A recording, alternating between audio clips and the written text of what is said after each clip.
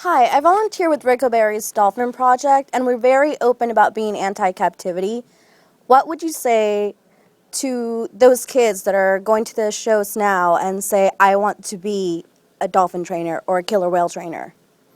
Wow, that's a good question because I just had to deal with that recently because there's a mom and daughter that would come to SeaWorld all the time while I was still there, and she, basically she or her little girl, I mean, wanted to be me when she grew up and was doing everything that she needs to do to become a trainer, and they would come and take pictures of me with the whales and send them to me and send me. I mean, we built even a personal relationship because they came so often.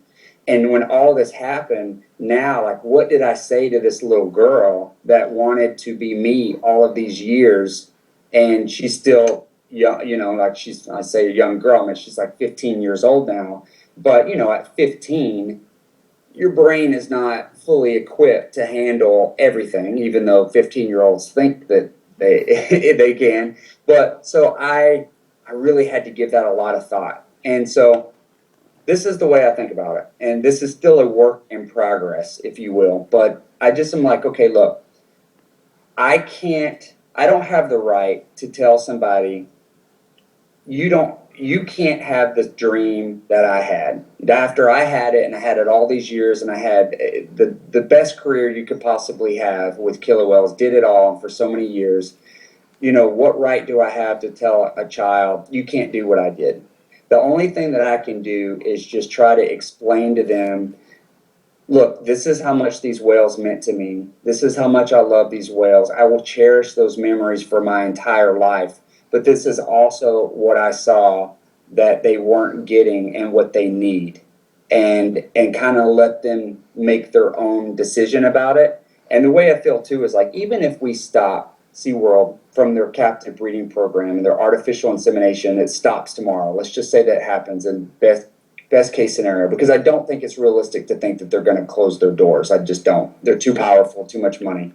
But I do think that enough people will not go that it affects their how much profit they're making, and then that will influence changes that they need to make to save their PR image. So that's my goal. So I feel like if we stop the breeding program tomorrow, you're still going to have killer whales in captivity for the next 20 to 30 years. Like, for example, Takara is pregnant right now and she's due in December.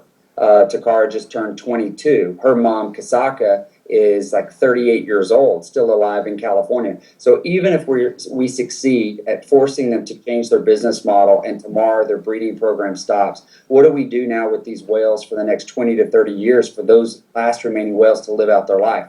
Well, one, we need to get them bigger and better facilities with environmental enrichment so that they can live out the rest of their life in better dignity. And then I do think there is a role for people like this 15-year-old girl whose heart is in the right place, who really loves animals and wants to make a difference. There is a role for those people as caretakers, but in a different capacity. They're not the days of like what I did in the water with those whales and those types of shows are over. It's a thing of the past. But there definitely needs to be people with the heart in the right place to still care and love for these whales that are still going to be in captivity until it is successfully phased out.